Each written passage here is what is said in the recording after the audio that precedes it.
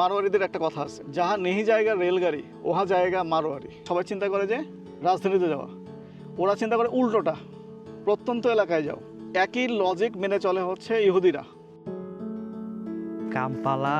Kampala হওয়ার আগেকার সময়ে যারা আসছিলেন তাদের আজকের অবস্থান কোথায়, ঠিক একইভাবে এই সময়টাতে এই জায়গাগুলোতে যারা আছেন তারা কোথায় থাকবেন? চায়না থেকে আমি 4-5টা কটেজ বানায় নিয়ে এসে কাজ শুরু করে দিব, রিসোর্ট চালু করে ফেলবো আগামী 6 মাসের মধ্যে। 65 থেকে 70 হাজার টাকা বাসা ভাড়া পড়বে, 1.5 গুণ বেশি এখানে। কারণ কি, এখানে ওই নদীর ওই পারটায় অয়েল রিফাইনারি আছে একটা, জাস্ট ব্রিজের ওই পারটায়। ওইখানে যারা চাকরি করে, এই পাশে যারা এনজিওর কর্মী যারা আছে, এইখানে মানসম্মত বাসা পায় না। এখানকার লোকাল লোকজনের ওই বিনিয়োগের সক্ষমতা নাই যে সুন্দর করে ওই বাসাটা করবে। সো যে পরিমাণ ডিমান্ড, সাপ্লাই তার চেয়ে কম। এই জায়গাটা আমরা 2টা আলাদা সুইমিং পুল করতে চাই। একটা সুইমিং পুলে ছেলেরা গোসল করবে, একটাতে মেয়েরা। আমরা এখানে এটা হালাল রিসোর্ট কনসেপ্টে যেতে চাই। আই ডোন্ট নো, আজ থেকে 5 বছর পর গিয়ে এই জায়গাটা, আমার এই ভিডিওটা হয়তো বা থাকবে জাস্ট স্মৃতিচারণ করার জন্য। আগামী 5 বছর পর গিয়ে যখন এখানকার চিত্রটা বদলাবে, তখন হয়তো বা আমি নিজেই হতবাক হব। আমার মনে হয় মানে শেষ পর্যন্ত যাইতে এটা আমার যে ফাইনালি যেটা প্ল্যান করছি 15 কোটির কাছাকাছি যাবে।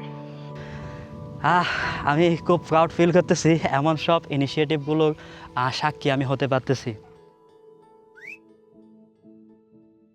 মিশরীয় সভ্যতায় ইতিহাস ঘাটলে দেখা যায় সর্বশেষ নীল নদের পাড়ে পিরামিড নির্মিত হয়েছিল আজ থেকে প্রায় 3,500 বছর আগে। এই 3,500 বছর পর এসে নীল নদের তীরে আরেকটা পিরামিড নির্মিত হতে যাচ্ছে, তাও বাংলাদেশি একটা কোম্পানি ফ্রেশ ফার্মের মাধ্যমে, যেটা নাকি আপার Nile pyramid resort.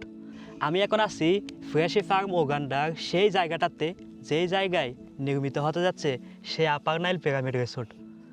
Welcome to Zahid ভাই, কেমন আছেন ভাই? আমরা শুনে আসছি আপনার এক এক চমকগুলো আমরা জেনে আসছি, আর আমিও বারবার এসে এসে দেখে যাচ্ছি বাস্তবতা কোথায়। তো আমরা আজকে বেসিক্যালি এই পুরো জায়গাটা ঘুরবো, জানবো এখানে কত একর জায়গা অ্যান্ড কীভাবে ওনার প্ল্যানিংটা কি, ভিশন বা মিশন, সেই সাথে আরও আনপ্ল্যান্ড অনেক কিছু, যেটা পুরো এই পিরামিড রিসোর্ট রিলেটেড। সাবস্ক্রাইব করুন আনসিন আফ্রিকা আর উপভোগ করুন। খুবই ভিন্ন দাসের একটা ব্লগ বলতে পারেন, বা ভিন্ন দাসের একটা কনসেপ্ট বলতে পারেন। আচ্ছা, আমাদের এখানে জমি আছে টোটাল 5.34 একর। মাঝখান দিয়ে রাস্তা চলে গেছে, রাস্তার ওই পাশে আমাদের 3.5 একর আছে। আমরা এখানে রিসোর্টটা করব আসলে আমাদের এই 5.5 একরের কাছাকাছি আর কি, এই জায়গাটাতে। সো এইটা উপর থেকে ঢালু হয়ে নেমে আসছে, এই পাশটাই হোয়াইট নাইল এবং নদীর পাড় পর্যন্ত আমাদের জায়গা। এই ফেজে আমাদের জায়গা যথেষ্ট বড়, প্রায় 200 মিটার। নদীর ফেজটা বড়, রাস্তা সাইডটা আমাদের এইরকম একটু উঁচু রয়েছে, আমাদের নদীর সাইডটাই বেশি দরকার। সো আমরা এখানে এই যে নদীর মাঝামাঝিতে আমাদের প্ল্যান হচ্ছে যে প্রথমে ওই পাশে পার্কিংটা করা, তারপরে এই কর্নারে আমরা আসলে কর্মচারী এবং হচ্ছে যে আমাদের যারা থাকবে এখানে স্টাফ, তাদের থাকা জায়গাটাকে এই কর্নারে করবো আর কি। আর আমরা একটু ফ্রেশ লুকিং চাই আসলে এখানে, এই লম্বা করে এখানে চন্দ্রাকৃতি ক্রিসেন্ট ফরমেশনে আমরা এখানে এই পিরামিড ছোট ছোট যে কটেজগুলো এটা করতে চাই। মাঝখানে রাস্তার কাছাকাছি মাঝখানে 4 তলা উঁচু আর একটা পিরামিড করতে চাই, যেখানে লবি টবি এগুলো হবে। আর এই ক্রিসেন্ট ফরমেশনের মাঝখানে এই জায়গাটায় যেখানে যে গাছটা দেখা যাচ্ছে আর কি, এই জায়গাটা আমরা 2টা আলাদা সুইমিং পুল করতে চাই। একটা সুইমিং পুলে ছেলেরা গোসল করবে, একটাতে মেয়েরা। আমরা এখানে এটা হালাল রিসোর্ট কনসেপ্টে যেতে চাই। সো সুইমিং পুল অবশ্যই আলাদা করতে হবে, প্রত্যেকটা কটেজগুলোতে প্রাইভেসি থাকবে। সো আমাদের এখানে সম্ভবত কটেজ আমরা 20টার মতো করতে পারবো। আর যেটা আমরা পেছনে করব, যেটা ব্যাকপ্যাকার্সদের জন্য, এই সাইডটাতে লম্বা করে, যেখানে একটু সস্তায় যারা থাকতে পারে আর কি। সো আমাদের টার্গেট করতেছি যে ভিজিটরগুলো এখানে আসে বছরে 1.5 লাখ, এর মধ্যে 90% ভিজিটর আসে যারা হচ্ছে মিড রেঞ্জ বলতে ইউরোপের মিড রেঞ্জ, অর্থাৎ এখানে পার ডে মানুষ যে গেস্টগুলো আসে এখানে যে ট্যুরিজমে আসে, এরা মোটামুটি গড়ে $400 খরচ করে আর কি। সো নদী যেটা দেখা যাচ্ছে, নদীর ওই পারটা আসলে মার্সেসন ফলস ন্যাশনাল পার্ক, এই পাশটা আসলে পাবলিক প্রপার্টি। সো দেখতে পাচ্ছেন নদীর বাতাসটি খেয়াল করতেছো, বিকেলবেলা খুবই চমৎকার বাতাস আসে আর কি। সো আমরা এই যে ক্রিসেন্ট ফরমেশনে যে কটেজগুলো করব, এর সামনে এই অংশটা পুরোটাই আমরা এটাকে ঘাসের লন করে ফেলবো। সো আমরা জানুয়ারি মাস থেকে কাজ শুরু করতে যাচ্ছি। প্রথম কাজ হচ্ছে এই জায়গাটাকে আমরা চাষ দিয়ে ফেলবো, সব ছোটো যে ঝোপঝাড়গুলো আছে কেটে চাষ দিয়ে পরিষ্কার করে আমরা গ্রেডার নিয়ে আসে আগে জমিটা পুরোটা সমান করব, লেভেলিং করা যেটা। এরপরে ল্যান্ডস্কেপ করতে দিচ্ছি আমরা, ল্যান্ডস্কেপ কাজ চলতেছে। একজনের সাথে কথা হয়েছে, আরও কয়েকজনের সাথে কথা চলতেছে, আমিও কিছু কাজ করে ফেলছি ডিজাইনের। ওই ডিজাইন ফাইনাল ডিজাইন অনুযায়ী জানুয়ারি মাস থেকে আমরা এখানে গাছ লাগানো কাজটা শেষ করি, ল্যান্ডস্কেপের গাছ এবং ঘাসের লন যেটা করে সেটা করে ফেলবো। এখান থেকে এই নিচের অংশটুকু যেহেতু আমাদের কোনো ইয়ে হবে না, এটাকে কী বলে, কোনো স্থাপনা হবে না, এটা পুরোটা ঘাসের লন করবো। সো এখানে আমি ঘাস লাগিয়ে ফেলবো, এখানে ক্লিন করে দিয়ে। এটা হচ্ছে আগামী জানুয়ারি মাসের প্ল্যান। এবং আমার চায়না যেতে হবে। এখানে দুইটাভাবে আমরা করতে পারি, একটা হচ্ছে যে প্রি ফ্যাব্রিকেটেড হাউস মানে এটা চায়না থেকে আমি 4-5টা কটেজ বানায় নিয়ে এসে কাজ শুরু করে দিব, রিসোর্ট চালু করে ফেলবো আগামী 6 মাসের মধ্যে। আর বাকি যেগুলো রিসোর্ট করব সেগুলো আসলে আমরা এক্সপিএস বাঁশ, এক্সপিএস একটা আইটেম আছে ফোম ধরনের, তার জন্য মানে জ্বলে যায় না, এটা সাথে লোহার ফ্রেম এবং কাঠ দিয়ে করে ফেলবো আর কি। আমরা আউটলুকিংটা চাচ্ছি আসলে কালারফুল, আফ্রিকান ট্রাইবাল যে প্যাটার্নগুলো আছে সেটা দিয়ে আমরা নকশা করার ইচ্ছা। আর এই দেয়াল, এই পাশের দেয়াল এবং ওই পাশের দেয়ালটা করে দিয়ে দেয়ালে আমরা আর্টটা করে ফেলবো আর কি। সো একটু আর্টিস্টিক লুকটা চাচ্ছি। আর একটু ওপেন প্লেস চাচ্ছি এইখানে আসলে। এই পাশে যে রিসোর্টগুলো আছে মাশরুম ফলসের পাড়া সাইড, অর্থাৎ এই পাশটায় পাকুয়া সাইডে যে রিসোর্টগুলো আছে, আমাদেরটা সম্ভবত সবচেয়ে বড় হতে যাচ্ছে। আমাদের প্ল্যান এটা মোটামুটি 3 স্টার মানের রিসোর্ট করা। তো ইনভেস্টমেন্ট এবং হিসাব করে দেখা যাচ্ছে এখানে মোটামুটি $60 মিলিয়ন বিজনেস টোটাল। সো আমাদের অনলাইনে যে দক্ষতাগুলো আছে, এসিও দক্ষতা, এটা আমাদের একটা বিশেষ দক্ষতা আছে আমাদের এসিওতে। আমাদের যে বর্তমান টিম আছে আফ্রিকান ড্রিমসের, আমরা আশাবাদী যে আমরা উইথিন 6 মান্থ আমরা এটা র্যাঙ্কে চলে আসতে পারবো। অর্থাৎ কেউ যদি এখানকে এসে সার্চ দিতে চায়, তো এখানে স্পেশালিস্ট কিছু গেস্ট আসে, যেমন ধরো বার্ড ওয়াচিং করতে আসে। সো বার্ড ওয়াচিং করতে আসে, তাদেরকে টার্গেট করে আমরা এসিও করব। দেন অনেকে আসে হচ্ছে যে এখানকার যে জলহস্তিগুলো আছে এগুলো দেখার জন্যে। আর এটা অ্যাকচুয়ালি ওই পাশে যেটা, এটা হচ্ছে উগান্ডাতে যত ট্যুরিস্ট আসে এটা হইতেছে টপ ডেস্টিনেশন 1 নাম্বার, এখানে সবচেয়ে বেশি গেস্ট আসে। সো 2024 সালেও 1,51,000 সামথিং গেস্ট আসছে আর কি টোটাল। সো অ্যারাউন্ড এইরকম থাকে আর কি 1.5 লাখ। এবং এটা দেখা যাচ্ছে যে পরিমাণ মার্কেটটা, আমরা যদি এই মার্কেটে 2 or 3% দখল করতে পারি, এখানে টোটাল 40টার মতো রিসোর্ট আছে। এবং আমি যে মার্কেট গ্যাপটা পাইছি সেটা হচ্ছে যে এই 40টা রিসোর্টের সবগুলো ডিজাইন একই রকম, থিমেটিক আলাদা কোনো ডিজাইন নাই। সো আমাদের প্ল্যান হচ্ছে আমরা এই পিরামিড এবং থিমেটিক ডিজাইন করব এখানে। এটা আমাদের চেইন রিসোর্ট যেটা আমরা পূর্ব আফ্রিকায় করতে চাই অন্যান্য প্রজেক্টের সাথে। এটার প্রথম রিসোর্ট হবে এটা। এরপরে আমরা কিডেপোতে কাজ শুরু করব। কিডেপোতে জায়গাও দেখার কাজ চলতেছে। আগামী বছরের 26-এর মাঝামাঝিতে হয়তো আমরা ওখানে জমি নিয়ে ফেলবো। ওইখানকার ডিজাইনের স্টাইলটা কী হবে সেটা আমার ভাবা, মানে মোটামুটি একটা আইডিয়া করা আছে। এরপরে হয়তো আমরা জাঞ্জিবারে শুরু করবো আর কি। সো সব মিলে আমাদের ডিজাইন যেটা করা প্ল্যান অনুযায়ী, সেটা ধারাবাহিক প্ল্যানের এটা হচ্ছে প্রথম রিসোর্ট হচ্ছে যাচ্ছে। জিওগ্রাফিক্যাল লোকেশনটা একটু কাইন্ডলি যদি শেয়ার। এটা জিওগ্রাফিক্যাল লোকেশন যেটা বলতেছিলাম সেটা হচ্ছে যে এটা পাকওয়াস ডিস্ট্রিক্টে পড়ে। এখান থেকে জাস্ট 4 কিলো দূরে পাকওয়াস শহর, ওইখান থেকে 3 কিলো দূরে এই পাশে হচ্ছে গেট, ন্যাশনাল পার্কের গেট, যেখানে সাফারি পারে নীলনদ, ওখানে পাড়া নামে একটা জায়গা আছে এই পাশটায়। আমরা যাবো ওইদিকে, ভিডিও করব। পাড়ার ব্রিজটা পার হয়ে মার্সিলন ন্যাশনাল পার্কে যেতে হয়। সো আমরা ওটা দেখতে যাবো একটু পরে। এখান থেকে ফলস 40 কিলো দূরে, আমাদের এখান থেকে গেট হচ্ছে 7 কিলো দূরে, শহর 4 কিলো দূরে। এবং এই জায়গাটা আবার এখানকার পাকওয়াস যে ডিস্ট্রিক্টটা, এটা হচ্ছে কঙ্গো বর্ডারে। এটা ওয়েস্ট নাইলের প্রথম মানে ফার্স্ট শহর আর কি। ওয়েস্ট নাইল পুরোটা যদি ধরি তাহলে উত্তরবঙ্গের মতো সমান একটা জায়গা, পুরোটা উত্তরবঙ্গের মতো। এবং উত্তরবঙ্গের মতো যেমন যমুনার সেতু দিয়েই সব উত্তরবঙ্গের গাড়িকে পার হতে হয়। এখানেও যে ব্রিজটা আমরা পার হলাম একটু আগে, ওইটা দিয়েই এই পাশে যত কিছু আছে সব এই পাশে পার হয়। এবং কঙ্গোতে যে মালামালগুলো ঢোকে এই পাশ দিয়ে, এই পাশ দিয়েই বেশি ঢোকে আর কি। এখান থেকে 300 কিলো দূরে আরুয়া নামে আরেকটা সিটি আছে, বিশাল শহর, সীমান্ত শহর। ওইখানে সাউথ সুদানিজ যারা ডিসপ্লেসড, যারা শরণার্থী, তারা এই পাশে আসছে, অথবা কঙ্গো থেকে যারা শরণার্থী আসে, তারা সবার ওই জায়গাটাই টার্গেট আর কি। সো এই পাশটা যত পুরো বিজনেসটা, এই বিজনেসের মুখটা হচ্ছে এইটা। যেমন আমরা এখন সৌদিতে যে বাসায় আছি 1.3 মিলিয়ন, অর্থাৎ বাংলাদেশি টাকায় 47,000 টাকা। ওই একই মানের বাসা এখানে আমি খুঁজে পাই নাই এখনো। একটা পাইছি ওটার হাফ ধরনের, সেটা আমাদের কাছে 1.5 মিলিয়ন চাইছে। সো ওই মানের বাসা এখানে পেতে 1.8 অথবা 2 মিলিয়ন, মানে অর্থাৎ বাংলাদেশি প্রায় টাকায় 65 থেকে 70 হাজার টাকা বাসা ভাড়া পড়বে, প্রায় 1.5 গুণ বেশি। 1.5 গুণ বেশি এখানে। কারণ কি, এখানে ওই নদীর ওই পারটায় অয়েল রিফাইনারি আছে একটা, জাস্ট ব্রিজের ওই পারটায়। ওইখানে যারা চাকরি করে, এই পাশে যারা এনজিওর কর্মী যারা আছে, এইখানে মানসম্মত বাসা পায় না, নাই। এখানকার লোকাল লোকজনের ওই বিনিয়োগের সক্ষমতা নাই যে সুন্দর করে ওই বাসাটা করবে। সো যে পরিমাণ ডিমান্ড, সাপ্লাই তার চেয়ে কম। সো এই জন্য আমরা রাস্তার ওই পাশে যে জায়গাটা আমরা পাওয়ার কথা, ওটাতে আমরা ওইখানে ছোট ছোট ছোট ছোট ধরো 2 রুম বেডরুমের স্টুডিও অ্যাপার্টমেন্ট ধরনের করে ওটা ভাড়া দিয়ে দিব। সো ওটা আমাদের এখানকার যে মেনটেন্যান্স কস্টের যেটা ব্যাপারটা, এটা চলে আসবে ওখান থেকে। সো জায়গাটা এইখানে যেটা লেক সামনে, এখান থেকে 4 কিলো 5 কিলো দূরে লেক আলবার্ট এই পাশটায়। এই যে জায়গাটা, এই জায়গার ওই পাশে হচ্ছে এই যে যে টিলাটা দেখতেছো অপোজিটে, এটা একটা ইউনিভার্সিটি, 150 একর জায়গায় একর করে রাখছে আর কি। ইউনিভার্সিটি হওয়ার জন্য? হ্যাঁ, মন ইউনিভার্সিটি। আচ্ছা, প্রাইভেট? সরকারি। আচ্ছা, সরকারি। এটা মন ইউনিভার্সিটি। মন ইউনিভার্সিটি অলরেডি আছে। এটা হচ্ছে মাউন্টেন অফ মুন যেটা বলা হয়, চাঁদের পাহাড় বিভূতিভূষণের। ওই চাঁদের পাহাড়টা এখান থেকে 100 কিলো দূরে।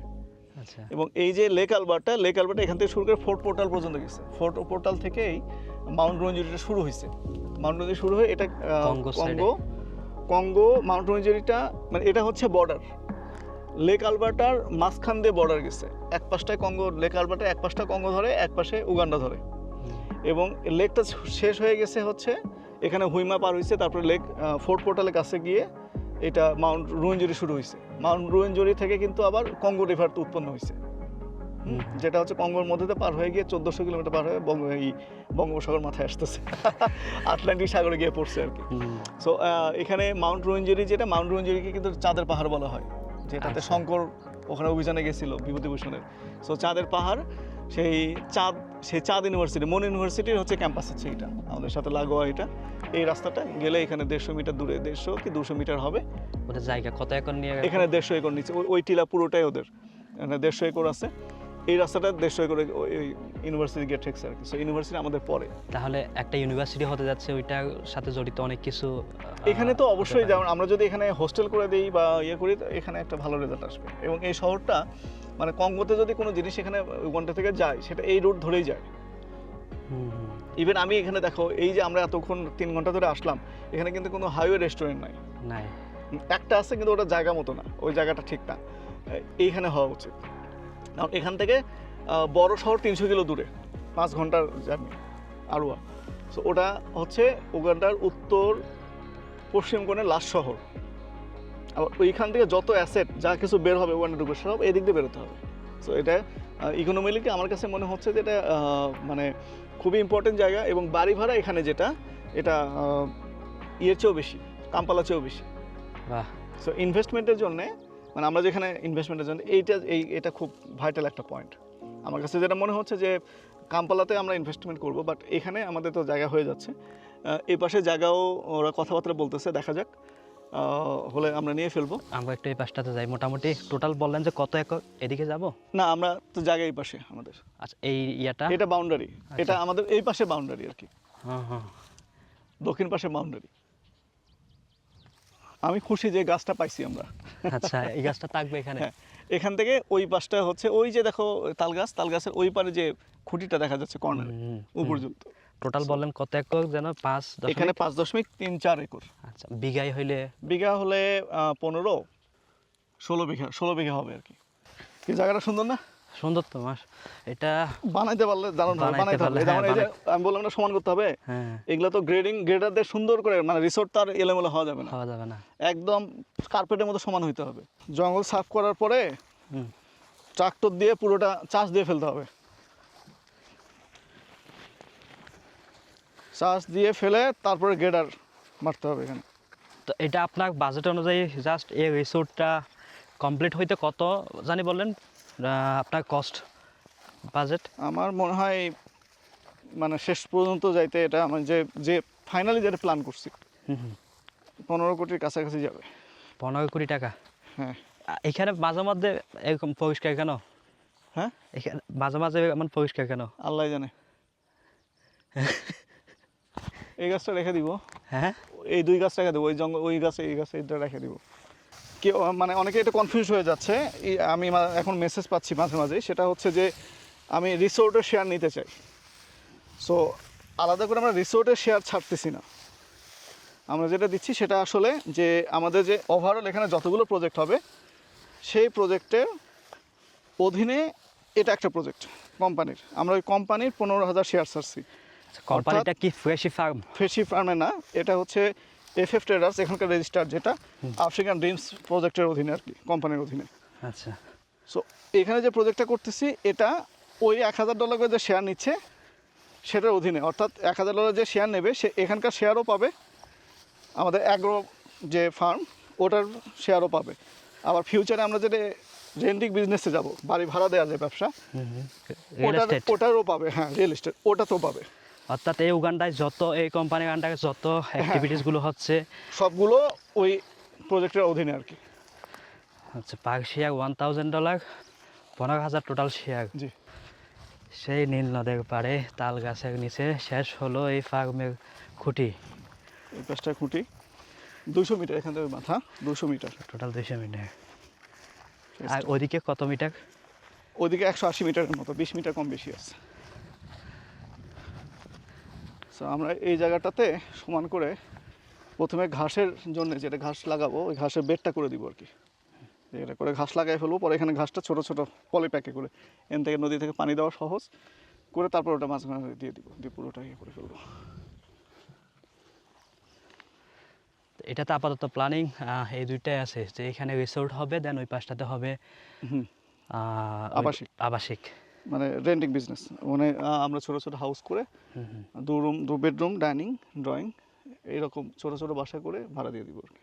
আমরা যদি বাংলাদেশে কিছু করতে চাই, আমার যে চিন্তাধারা বা আমার যে চিন্তার প্রকৃতি, সেই প্রকৃতি থেকে আমি প্রথমে ভাববো ঢাকা রাজধানী, বা রাজধানীতে অনেক কিছু করা যাবে এমনটাই ভাবি। ঠিক সেমভাবে এখন এই যে উগান্ডা যদি কিছু করতে চাই, আমার যে চিন্তার প্রকৃতি সেই অনুযায়ী হয়তো আমি সর্বোচ্চ ভাববো কাম্পালা, উগান্ডা রাজধানীতে করতে হবে সব কিছু, নিরাপত্তা সব কিছু ব্যবস্থা, টোটাল ফুল প্যাকেজ কাম্পালাতেই সবচেয়ে বেশি থাকবে। কিন্তু এইখানে যেটা ফিল করতেছি এই মাটিতে হেঁটে, যে কাম্পালা হওয়ার আগেকার সময়ে যারা আসছিলেন তাদের আজকের অবস্থান কোথায়, ঠিক একইভাবে কাম্পালা মানে এই জায়গাগুলো যখন যাবে এই সময়টাতে এই জায়গাগুলোতে যারা আছেন তারা কোথায় থাকবেন। এবং এখানে বিষয়টাই আমার মানে এখন এখানে আরেকটা ইম্পর্টেন্ট ব্যাপার আছে, হ্যাঁ, সেটা হচ্ছে আমরা জানি দুনিয়াতে সবচেয়ে সেরা ব্যবসায়ী কারা, ইহুদি। উপমহাদেশের মধ্যে সবচেয়ে সেরা ব্যবসায়ী কোন জাত? বাঙালি, পাকিস্তানি, পাঞ্জাবি, নাকি গুজরাটি? গুজরাটি এবং মারোয়ারি। আচ্ছা, গুজরাটি এবং মারোয়ারি। সো মারোয়ারিদের কথা বা গুজরাটিরা যেটা বলে যে তুমি যেখানেই পয়সা ছুঁড়ে ফেলো সেখান থেকে একটা শব্দ আসতে হবে, মানে যেখানে পয়সা নেবে সেখান থেকে রিটার্ন আসতে হবে। গুজরাটিদের মারোয়ারিদের একটা কথা আছে, বলে না যে প্রভাব টাইপের বাগধারা, যাহা নেহি জায়গা রেলগাড়ি ওহা জায়গা মারোয়ারি, মানে যেখানে রেলগাড়ি যায় না ওখানে মারোয়ারি যাবে। কথাটা মানে বুঝো, মাত্র যেটা বললো যে সবাই চিন্তা করে যে রাজধানীতে যাওয়া, ওরা চিন্তা করে উল্টোটা, প্রত্যন্ত এলাকায় যাও। একই লজিক মেনে চলে হচ্ছে ইহুদিরা, ওরা টাকা ইনভেস্ট করে হচ্ছে প্রত্যন্ত এলাকায়। ওরা কখনোই গিয়ে বেশিরভাগ সময় যখন ওরা লং টাইম ইনভেস্টমেন্ট করে, ওদের ইনভেস্টমেন্ট 30% ওরা ল্যান্ডে করে। ইহুদি, মারোয়ারি, গুজরাটি এই 3 জাতি ল্যান্ডে ইনভেস্ট করে, পার্সিকরাও তাই করে, হ্যাঁ, ইরানিরা, পার্সিকরা। সো এখানে বিষয়টা হচ্ছে যে ওরা কোনো ট্রেন্ডি জায়গায়, যে জায়গা ধুমধাম নাম করতেছে সেখানে ইনভেস্ট করে না, ওরা ইনভেস্ট করে নীরব একটা জায়গায় যেখানে কেউ কারো নজর পড়বে না, ঢাকঢোল আর ততটা হবে না, কিন্তু স্লোলি ইনভেস্টমেন্ট বাড়বে। যে কারণে ওরা লন্ডনে জায়গা কম কেনে, ব্রাজিলের চিপাই গিয়ে জায়গা কেনে, আর্জেন্টিনার চিপাই গিয়ে জায়গা কেনে, অথবা ফ্রান্সের সবচেয়ে প্রত্যন্ত এলাকায় গিয়ে জায়গা কেনে। সো আমি আমার বিজনেস লজিকগুলোতে ওল্ড মানি থিওরি মেনে চলতে চাই, এবং আমি গুজরাটি, ইহুদি এবং এদেরকে স্টাডি করতেছি। ধর্ম এবং হচ্ছে রাজনৈতিক যে বিরোধ জায়গা আছে ওইটা একপাশে রেখে ওদের ব্যবসায়িক যে নলেজগুলো আছে যেটা আমাদের সাথে সাংঘর্ষিক না, সেটা আমি খোলা মনে গ্রহণ করতে চাই এবং ওদেরকে ওটা ফলো করতে চাই।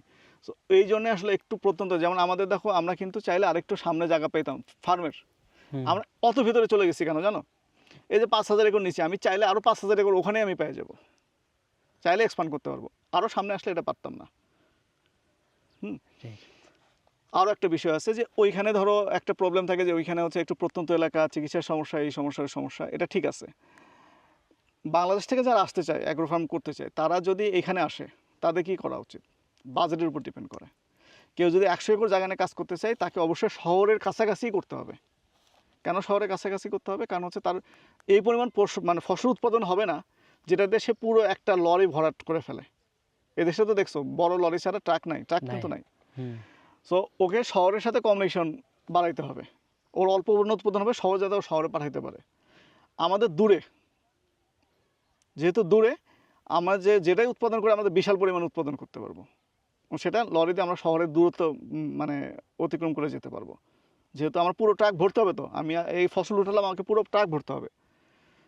তো এই জন্যে যারা কম জমি কিনবে তারা শহরের কাছে থাকবে, যারা বেশি করবে তারা দূরে যাবে।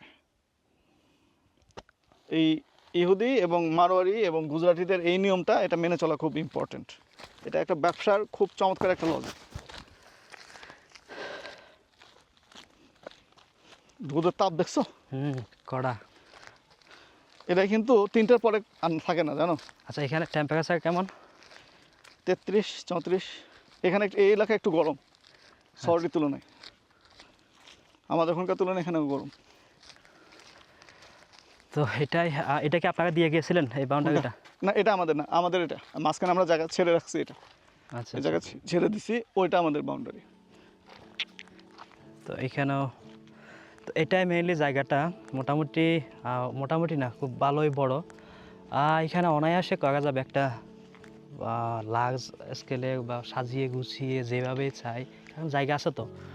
ওই রাস্তা থেকে আমরা ঘুরতে ঘুরতে ওই গাছটার গোড়ায় ছিলাম, অ্যান্ড ওইখান থেকে আবার আস্তে আস্তে এই তাল গাছের গোড়ায়, অ্যান্ড সেইখান থেকে আমরা এখন যাচ্ছি হচ্ছে এই জায়গায়। মোটামুটি বললেন যে 15 বিঘা না ভাই? 16 বিঘার মতো। 16 বিঘার কাছাকাছি একটা জমি, কম না।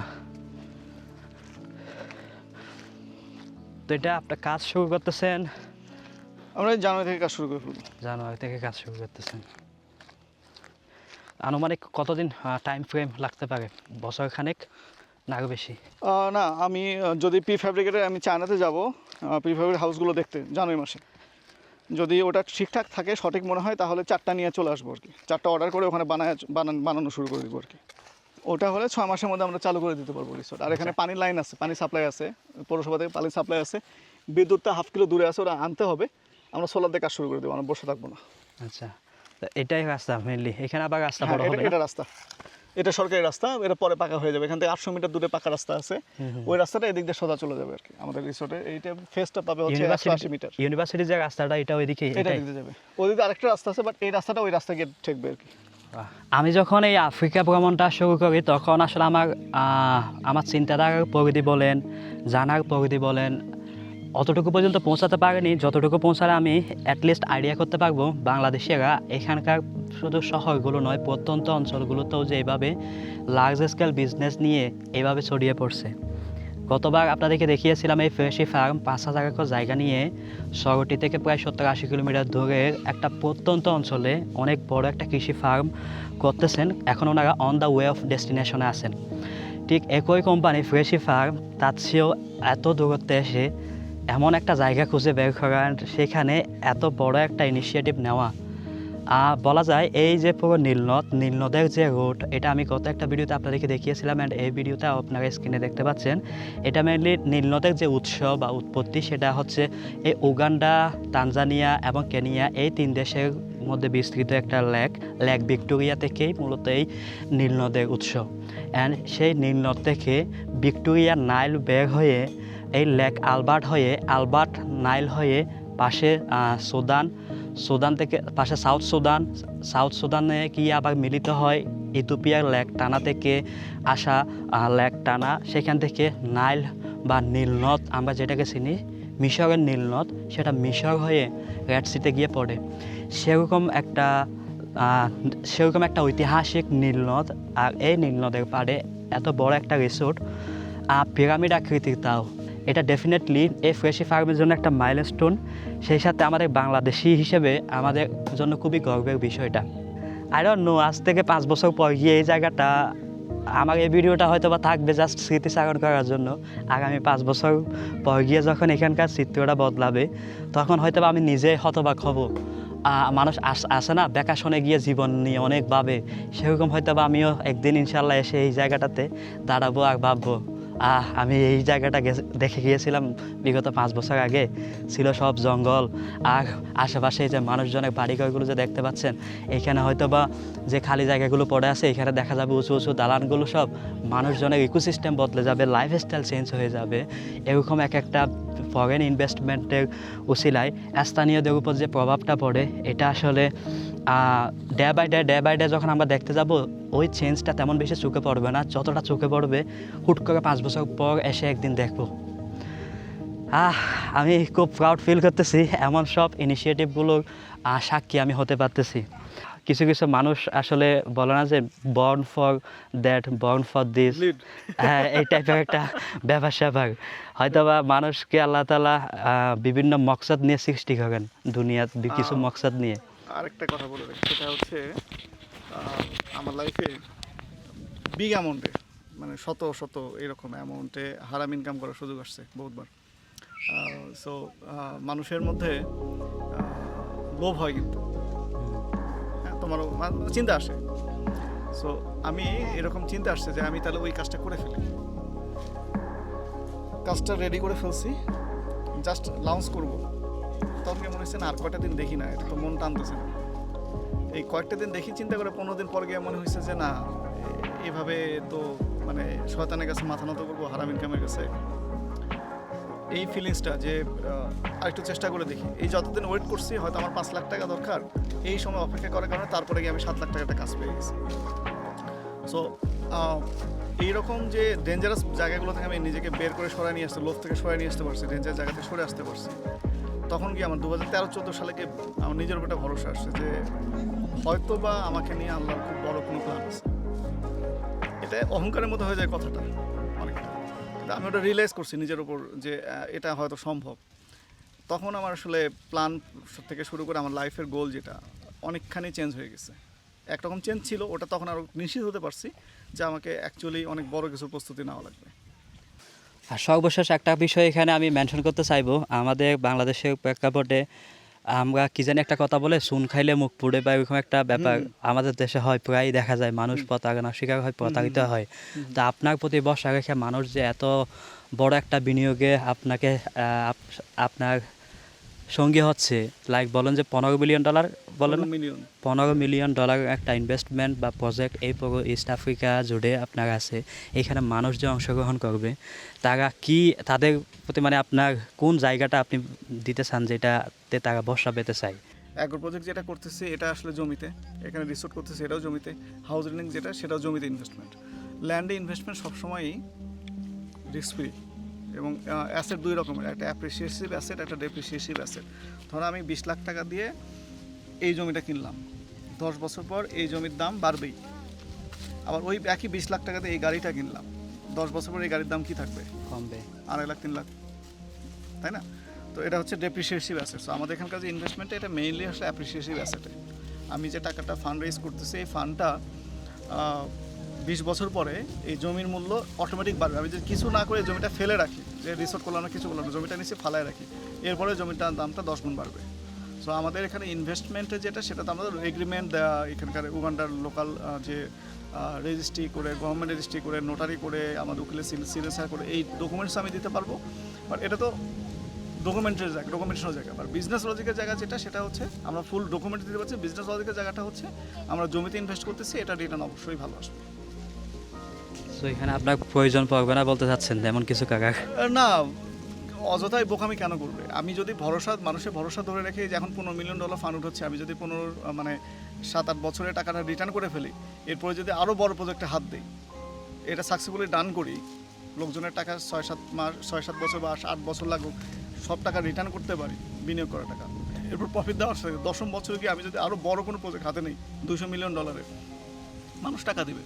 মানুষের কাছে যথেষ্ট টাকা আছে, এটাও একটা সমস্যা যে আমার কাছে টাকা আছে, আমি কোথায় বিশ্বস্ত এমন একটা জায়গা দরকার যেখানে আমি বিনিয়োগ করতে পারবো, হালাল বিনিয়োগ করতে পারবো, যেখান থেকে আমার সঠিক রিটার্নটা আসবে। এই জায়গাটা বাংলাদেশের মানুষের নাই। তো ব্যাংকে টাকা রাখা মানে তো ডেপ্রিসিয়েশনে টাকাটা কমে যাচ্ছে। কিন্তু আমরা যে ছোট ইনভেস্টমেন্ট করব, 2 লাখ 5 লাখ টাকা ইনভেস্ট করব, এই টাকাটা ইনভেস্ট করার জন্য বাংলাদেশের সঠিক সুন্দর ভালো প্রতিষ্ঠান নাই। এটা মানুষের একটা অনেক বড় সমস্যা। লাস্ট একটা বিষয় হচ্ছে মানুষ বিনিয়োগ করে আসলে লাভের জন্য। তো আপনাদের এই প্রজেক্টগুলোতে বা এইখানে বিনিয়োগ করলে লাভ কেমন পেতে পারে মানুষ? এটা আমাদের এই প্রজেক্টে আসলে এক্সপেক্টেড যেটা, সেটা আসলে এখানে 1.5 লাখ ভিজিটর আসে। আমাদের 2% মার্কেট শেয়ার যদি আমরা নিতে পারি, আমাদের যতগুলো রুম এখানে করার প্ল্যান, তাতে আমাদের ব্রেক ইভেনে যেতে 2 বছর লাগবে, 3rd ইয়ারে আমরা প্রফিটে যাব। সো আমাদের যে রুম সংখ্যা হবে এখানে এবং এক্সপেক্টেড রিটার্ন যেটা, আমরা আশা করতেছি যে প্রথম বছর 60% অকুপেন্সি থাকবে। আমরা এসিওতে যেহেতু ভালো, প্লাস এখানকার বিজনেসটা ট্যুর অপারেটর নির্ভর, যেটা এই দুইটা দিকেই আমরা ফোকাস দিব। সো আমাদের 3 ইয়ার্সে আমরা ইনভেস্টমেন্টটা উঠে আসবে আশা করতেছি, 3 বছর। আর 5ম বছরে গিয়ে আমরা একটা ভালো একটা প্রফিটে থাকবো। এবং আমাদের 2% মার্কেট শেয়ার বলতে আমরা বোঝাচ্ছি যেটা, সেটা হচ্ছে যে এখানে $6 মিলিয়ন এখানে ট্যুরিজম, এটা 2% যদি আমরা দখল করতে পারি, 2 or 3%, সো এটা $1.2 মিলিয়ন তো $1.5 মিলিয়ন চলে আসে বাৎসরিক। সো আমাদের খাবার এবং অন্যান্য সব মিলে আর কি।